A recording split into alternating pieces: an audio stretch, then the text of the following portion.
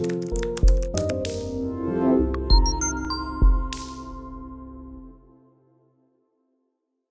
me nomme Kaboré Daniel, je suis informaticien, précisément ingénieur en réseau informatique et télécommunications.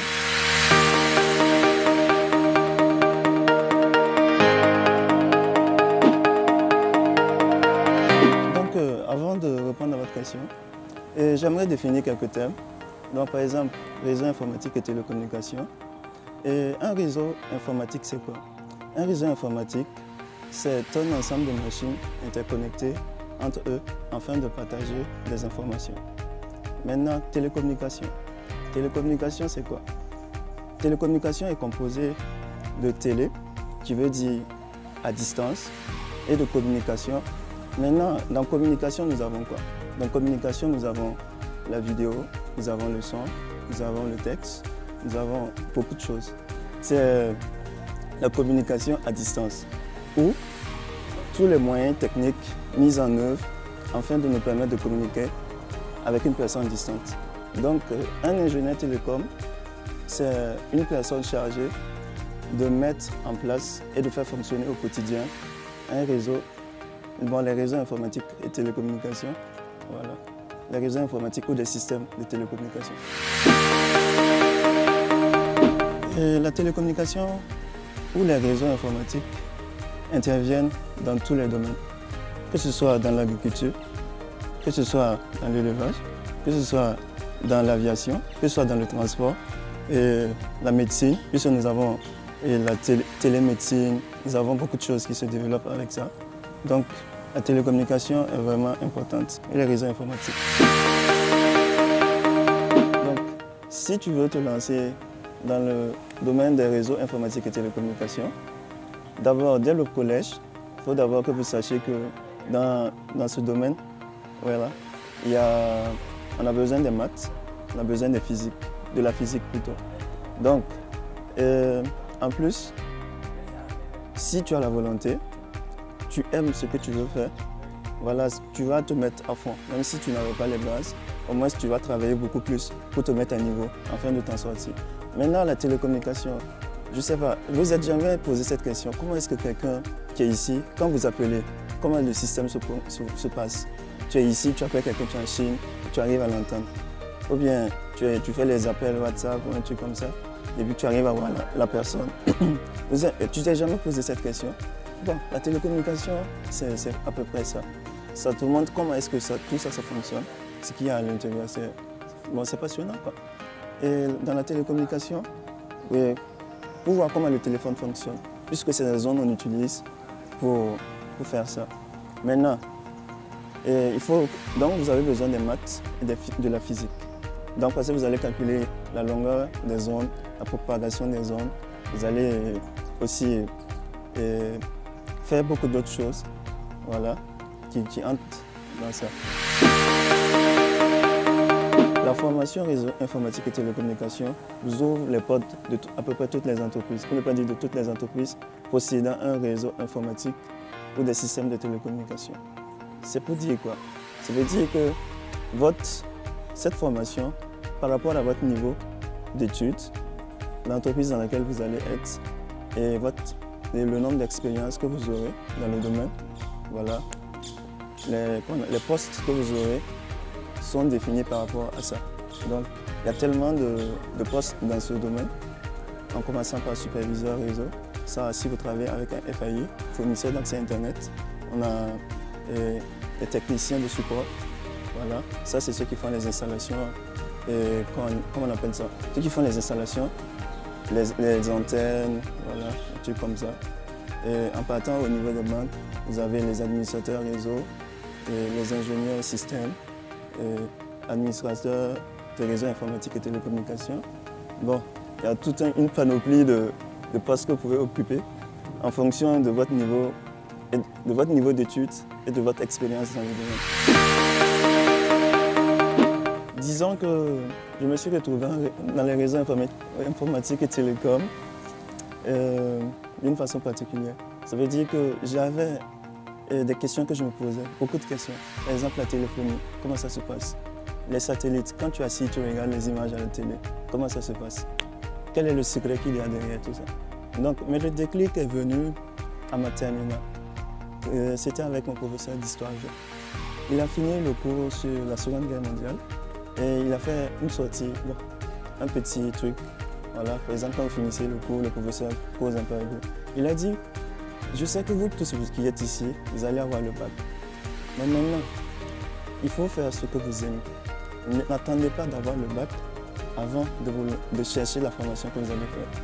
Donc, ce qu'il a dit, ça m'a touché. Donc, à partir de ce moment, j'ai commencé déjà. Quand je partais pour faire les recherches, voilà, je tapais télécommunications, c'est quoi, voilà. Et je regardais, je vois, ah oui, ça répond à l'attente que je voulais. Parce que là, au moins, ce que je cherchais, j'avais trouvé ça là-bas. Donc, c'est ainsi que je me suis retrouvé là-bas. Donc, j'ai cherché au Burkina quelles sont les écoles qui font les télécommunications ici. Donc, je me suis retrouvé avec 2 écoles. Quand j'ai obtenu le bac, je suis allé prendre les fiches de renseignement pour voir. Et c'est là que j'ai fait le choix. J'ai fait une licence ici, en réseau informatique et télécommunications. La licence, c'est 3 ans. Voilà. Et ça te donne le titre d'ingénieur travaux. Ingénieur travaux, c'est quoi? C'est-à-dire, c'est toi qui seras sur le terrain. Voilà. Tu vas superviser et aider aussi les techniciens qui sont là. Les techniciens, le BTS, voilà, Bac+2. Voilà. Donc, tu vas les aider dans les travaux qui te seront soumis. Maintenant, tout ça, c'est par rapport à l'entreprise dans laquelle tu seras. Donc, si tu travailles, par exemple, avec des sociétés de téléphonie, il y aura d'autres postes que tu vas occuper. Par exemple, tu peux être technicien de support. Technicien support, dans ça aussi, il y a beaucoup de choses. Et il y a technicien de transmission ou ingénieur de transmission. Et avec le Bac+5 en réseau informatique et télécommunications, vous êtes un ingénieur plein, comme le dirait quelqu'un. Ou du moins, c'est un ingénieur de conception. Donc, ça veut dire que vous avez, en matière de capacité technique, de connaissances, vous en avez un gros lot quand même. Donc, c'est pour dire quoi? Ça veut dire que si vous êtes un ingénieur dans une entreprise, vous mettez en place un réseau, c'est-à-dire la conception du réseau, c'est vous. Si le réseau est déjà existant, maintenant vous pensez à comment améliorer le réseau par rapport aux exigences de l'entreprise, à la capacité financière de l'entreprise, et tout. Donc voilà, c'est ça. Quand j'ai obtenu le bac, pour commencer, en réseau informatique et télécommunications, il n'y avait pas cette filière à l'université de Ouagadougou, ou dans d'autres universités dans le pays public. Donc il y avait seulement 2 privés en son temps qui faisaient ça.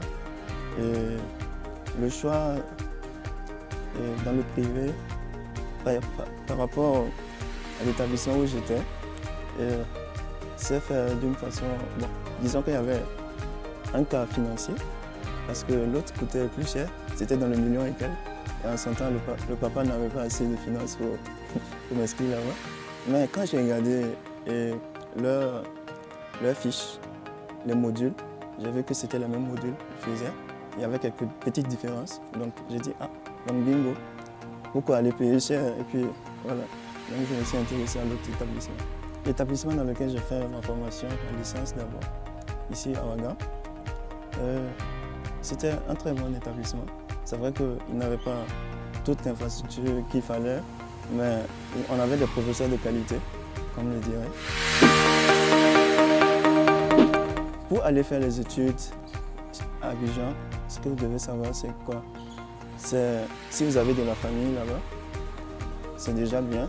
Maintenant, si vous devez aller seul, si vous n'avez pas de la famille à côté, ce que je vous conseillerais, c'est quoi? C'est de vous concentrer sur vos études. Voilà. Et restez focus. Parce que si vous partez à Abidjan et que vous ne faites pas attention, vous allez vous retrouver dans des dérives. C'est-à-dire, si tu ne sais pas ce que tu veux, tu vas te retrouver ailleurs. Ça veut dire là-bas, il y a beaucoup de choses. Si tu veux faire la fête, en tout cas, il y a des coins là-bas pour faire la fête. Si tu veux bosser aussi, ils ont de très bonnes écoles qui donnent des formations de qualité aussi. Donc, il n'y a rien à dire. Pour faire les réseaux informatiques et télécommunications, il faut d'abord voir les universités qui font ces formations, aller se déplacer physiquement dans ces universités, prendre les formations qu'ils offrent, voir les modules, les différents modules qu'ils ont. Maintenant, en plus de ça, est-ce que l'école est reconnue? Parce qu'il ne suffit pas d'aller faire la formation et après n'avoir pas un diplôme qui soit reconnu. Donc, les réseaux informatiques et télécommunications sont très intéressantes. Donc, d'abord, pourquoi se lancer dans les réseaux informatiques et télécommunications? Il faut se poser cette question. Est-ce que le domaine des NTIC vous intéresse vraiment? Si oui, voilà ce que je veux vous dire. Alors, pour réussir dans ce domaine, d'abord, il faut se donner à fond dans votre formation, apprendre les maths, les PIC, c'est très important. Ensuite, ne pas rester focalisé sur sur les cours que vous recevez en classe. Il faut aussi vous cultiver, faire des formations en ligne, il y a tout en ligne. Donc, vous allez plus apprendre en ligne que vraiment à l'école comme ça. Donc, voilà ce que j'ai à dire. Maintenant, pour le choix de l'école,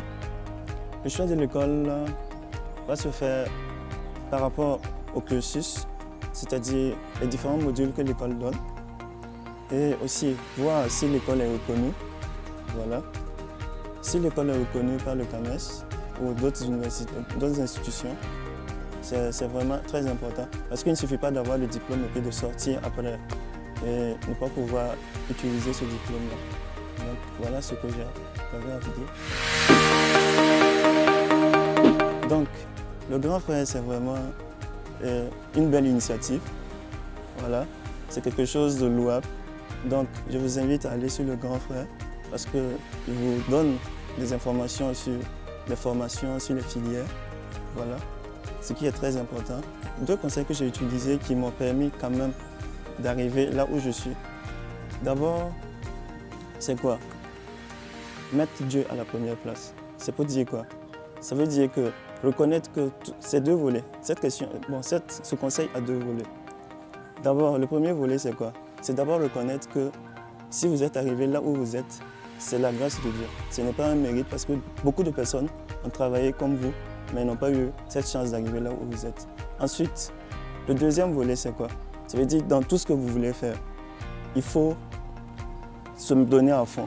Même s'il n'y a personne à côté qui vous regarde, ça veut dire que vous vous mettez au sérieux où vous le faites. C'est pour glorifier le nom de Dieu. Ensuite, le dernier conseil, c'est quoi? C'est avoir un mentor. Le mentor, il est très important. Parce que le mentor, c'est comme un père. Il vous donne des conseils, il vous aide, il vous permet d'éviter certaines erreurs que vous aurez pu commettre. Et aussi, le mentor, il est important parce qu'il vous donne accès à ses contacts et à beaucoup d'autres choses, ce qui vous facilite beaucoup de choses pour le reste. Donc, merci. Maintenant, n'oubliez pas de vous connecter sur le Grand Frère. Voilà.